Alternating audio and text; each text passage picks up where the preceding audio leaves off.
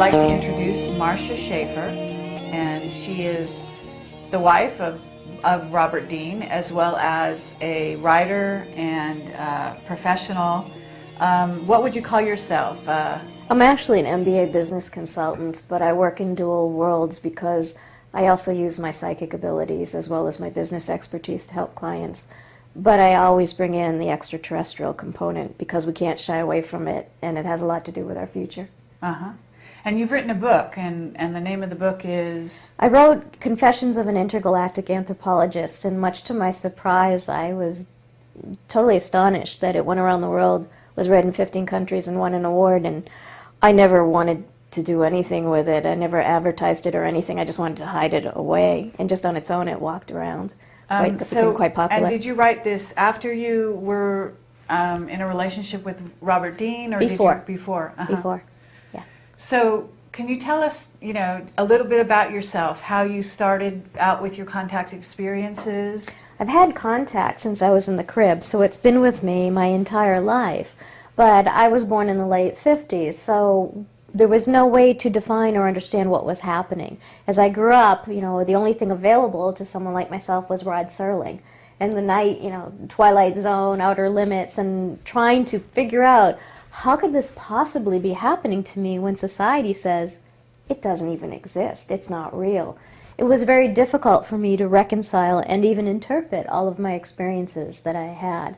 So what I did is I just put it away into a box and just kept it there and went forward living as much of a normal life as possible until decades later I was able to take it out and put it in context and not only admit to myself what had been going on, but begin to look at it with totally new eyes and totally new understanding. So, my understanding is that your sort of contact experiences were conscious, fully conscious. They're fully conscious, and that's one of the things I like to get across to people, because as we go forward and look at the extraterrestrial reality, a lot of the information that is seeping into society is based on people who have researched it or people who have interviewed someone who's been abducted, quote unquote.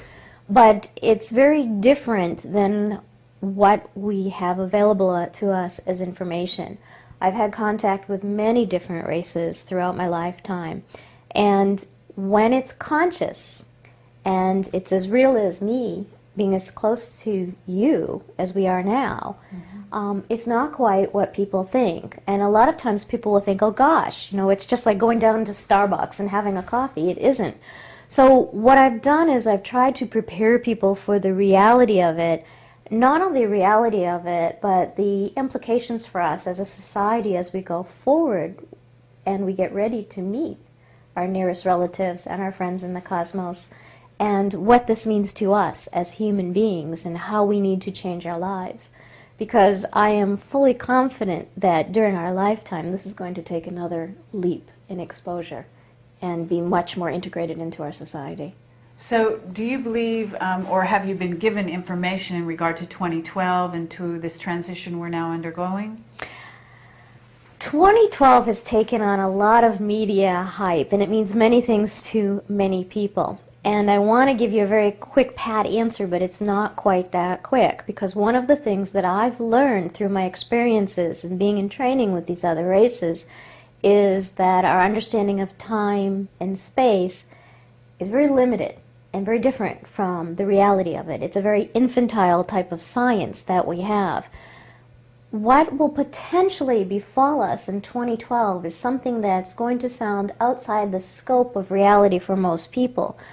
But one of the things that we have yet to embrace is that we could potentially be facing different outcomes and different futures for different people on the planet. We tend to think that as a collective here, we're going to have the same journey. What they have helped me to understand is that a certain population of the planet may go down one pathway as your time unfolds and your species continues to grow and have a certain outcome and certain experiences. But time is so different from what you experience it and what you understand it to be that there could be a second population group that could have a totally different outcome and go on to a different type of reality, and a third one that could go on to another reality. So it's very different from people saying, oh, 2012. And I get asked about this a lot based on what I do.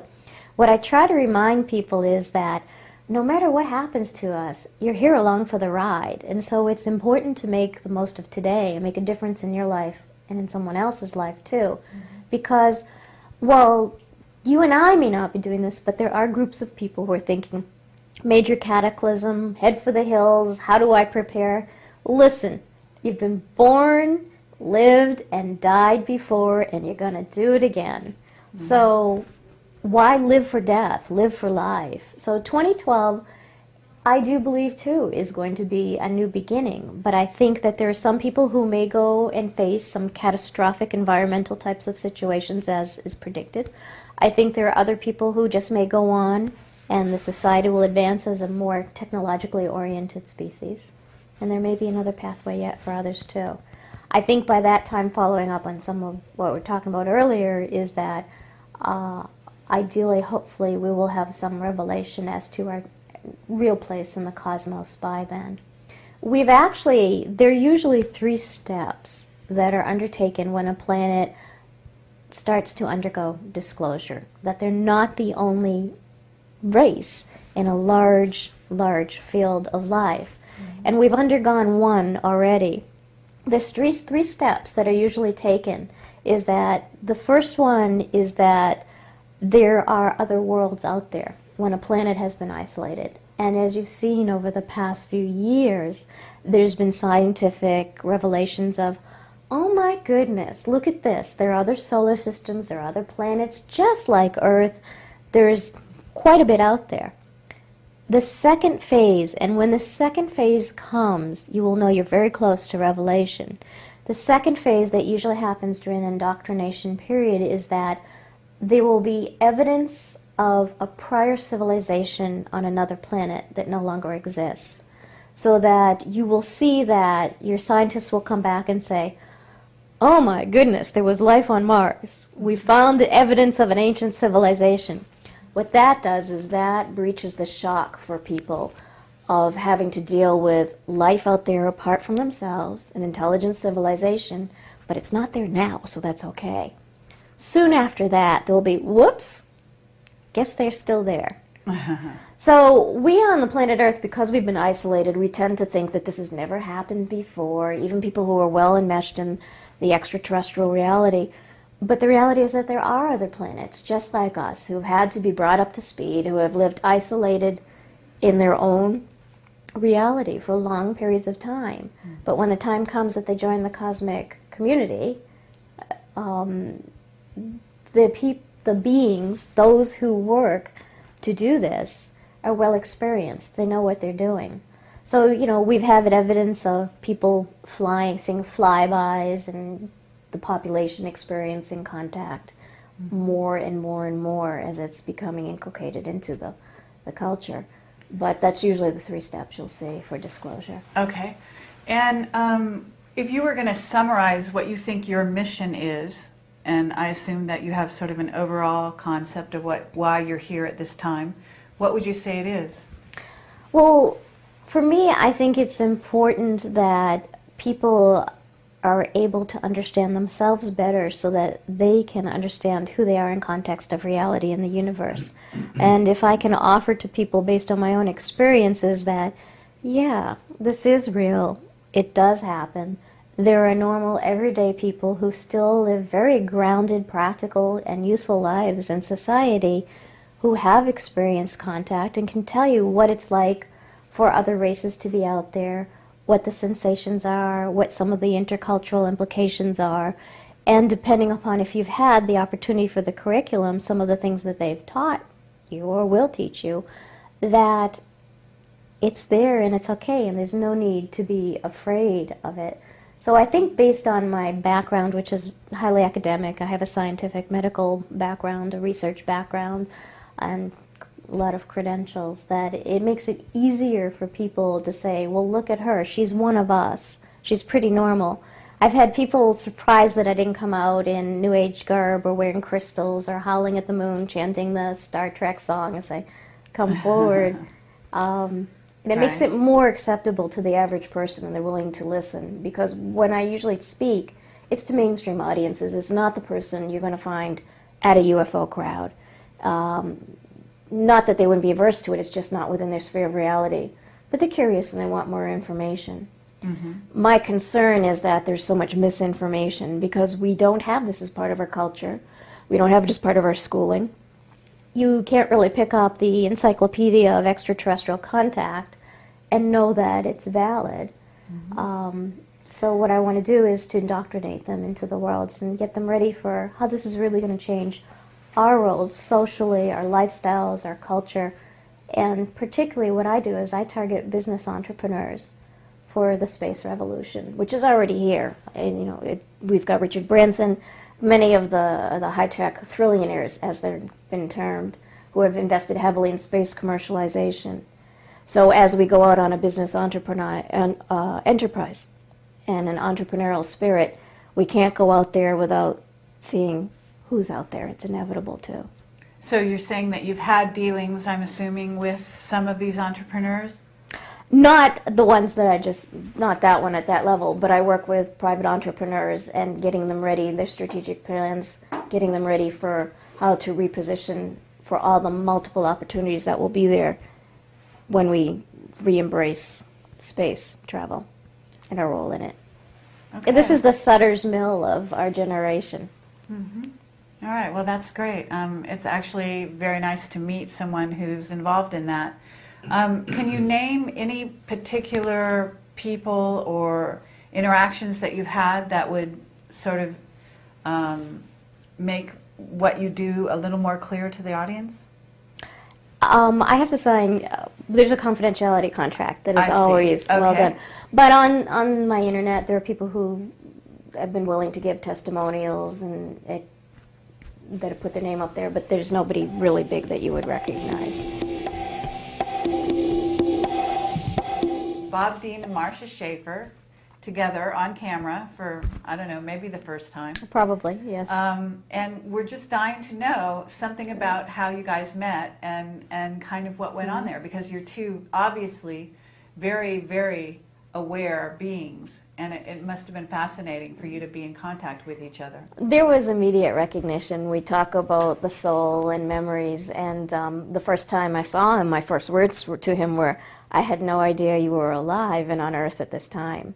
And he said, "I didn't know you were here either." I mean, there was immediate recognition. And we remember many of our lifetimes together and joke around. Do you remember back in Sumer when you did this? Or do you remember back in this time? And I was like, oh, please.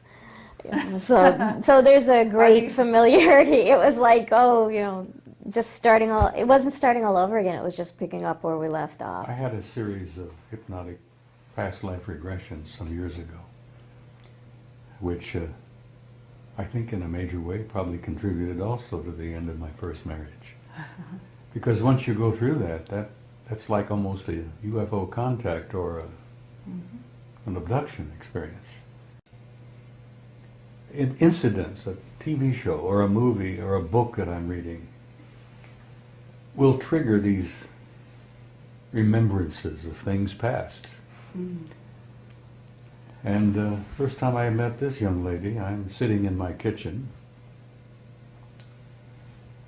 and I thought, oh geez. I had recognized her. Now, I don't know Okay, that's enough about that. No, I'm serious. I recognized her from another time and another place. Yeah, well, he was a dear old friend. One of the things that's really intriguing is during the course of my experience with extraterrestrial reality, when I was very young, one of the first things that they had to make sure I understood was that we are an eternal soul. So what they did was they began to take me to see my other lifetimes, which was quite shocking. I saw myself as a slave in ancient Egypt. I saw myself as a young initiate and being eviscerated when the king's soldiers came, the pharaoh's soldiers actually at that time, came in and took us, being walking down a pathway in Africa and being eaten by a leopard. But what it did is it allowed me to know that, hey, I'm still here. I'm still here, and in a different form. So it's very important for us to understand life as an ever-going, continuous cycle. And what it does is it allows you to live life without fear. Mm-hmm. Because you cannot live life if you fear death. You just can't embrace it and take your opportunities. And when something stares you in the face, if you're afraid, you won't step up to the plate. So it's intriguing that from the extraterrestrial perspective, and those who came and worked with me so that I would understand things later as I grew up, that was one of their first priorities, was to do that. And what I was left with, intriguingly, is now I can look at someone immediately. Not only do I have total recall of my own other lifetimes, but I can look at someone immediately in a picture or in reality, and I can see all their other journeys that have impact on this one, and tie it all together for them as to why they're here now. So that must really help you in your work. Tremendously, tremendously. Because it gets right down to the soul issue of what's it all really about. Everything else is just extraneous, but what are you learning from the situation, or what have you still to learn from a leftover situation? You know, what matters is who we are here and what we're doing now, and people can get really caught up in, I call them other lifetimes because they're not really past. There really isn't a past, present, and future. It all goes on in different levels simultaneously. But the fact of the matter is that some of these other lifetimes have tremendous bearing on who we are now and what we're doing, and everything that happens professionally and personally. People to grasp that at this moment, in this time and place, that you are the sum total of everything you've ever experienced, every life you've ever lived, all the good and all the bad, going all the way back to the beginning, whatever the beginning was. But at this moment, you are a sum total of all of that. Mm-hmm. And that you learn that there is a cosmic law known as karma. And that what you sow, you reap. And it's not punishment, it's not, sending you to jail, or you're going to give you a rotten life because you were a rotten person in another time. It's the cosmic law of karma is real. And if people could grasp that they are the source of everything in their own lives. God, what a world that could be, huh? But that's taking self-responsibility, and a lot of people still don't want to do that. Oh, responsibility, of course. Yeah. Most people don't even know what the word means, let alone assuming it. Those are very wise words, actually, from both of you. I mean, well, look at us. I mean, this is an unlikely couple. No, but what the we see word is weird, But what we see in each other is the soul. These are body bags. These are just temporary issues. And, we see and remember the soul. She caused me a lot of trouble in Sumer about 5,000 years ago. He brought it on himself. Blaming. So you must have wonderful, wonderful conversations that involve all these multi-dimensions. We do. I always say this would be the ultimate reality show if there were ever cameras recording us in our home. The Osbournes would have nothing on us. I don't come often. I really am a coward when it comes to incarnating on a planet Earth. Mm.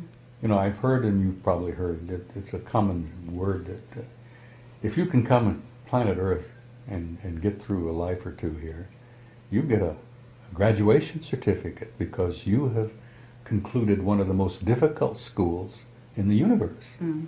Planet Earth is apparently known throughout the galaxy as rough school. Uh-huh. So I don't come often. I came reluctantly the last time. And let me tell you, I'm going to be damned reluctant the next time. I'm not going to be coming back anytime soon. I only come back, every couple thousand years maybe. So he says. No, I'm telling you about my memories. My last vivid memory was in the 13th century as a Templar. And that was, that's caused me a lot of pain and trouble right there. And the time before that was 2,000 years ago. And before that was 5,000 years ago. So I don't come very often. They have to drag me in kicking and screaming, so to speak. Well, it's fabulous to see both of you together, to talk to both of you. It's been wonderful, it's been stimulating and entertaining, and I want to thank you very much. Well, thank you. We thank you. It's been fun.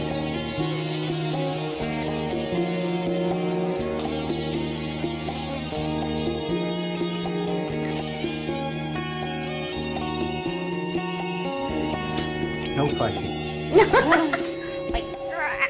Okay. So, I don't know. I can just pick it up. But you need to label it. It's like we're watching ourselves. No, but we might as well be. It's like they're watching us. Yeah, okay. That it went around the world, was read in 15 countries and won an award, and I never wanted to do anything with it. I never advertised it or anything. I just wanted to hide it away, and just on its own it walked around. It became quite popular. And did you write this after you were in a relationship with Robert Dean, or Before. Did you before? Before, yeah. So can you tell us, a little bit about yourself, how you started out with your contact experiences? I've had contact since I was in the crib, so it's been with me my entire life. But I was born in the late 50s, so there was no... Wife of Robert Dean, as well as a writer and professional. What would you call yourself? I'm actually an MBA business consultant, but I work in dual worlds because I also use my psychic abilities as well as my business expertise to help clients. But I always bring in the extraterrestrial component because we can't shy away from it, and it has a lot to do with our future. Uh-huh. And you've written a book, and the name of the book is? I wrote Confessions of an Intergalactic Anthropologist, and much to my surprise, I was totally astonished.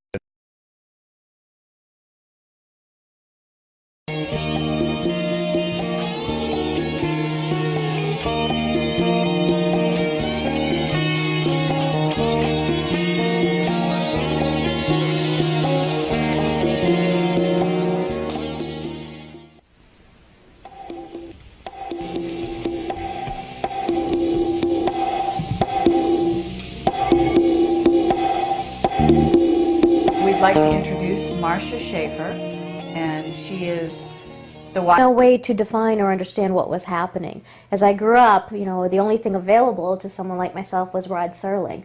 And the night, Twilight Zone, Outer Limits, and trying to figure out how could this possibly be happening to me when society says it doesn't even exist, it's not real. It was very difficult for me to reconcile and even interpret all of my experiences that I had.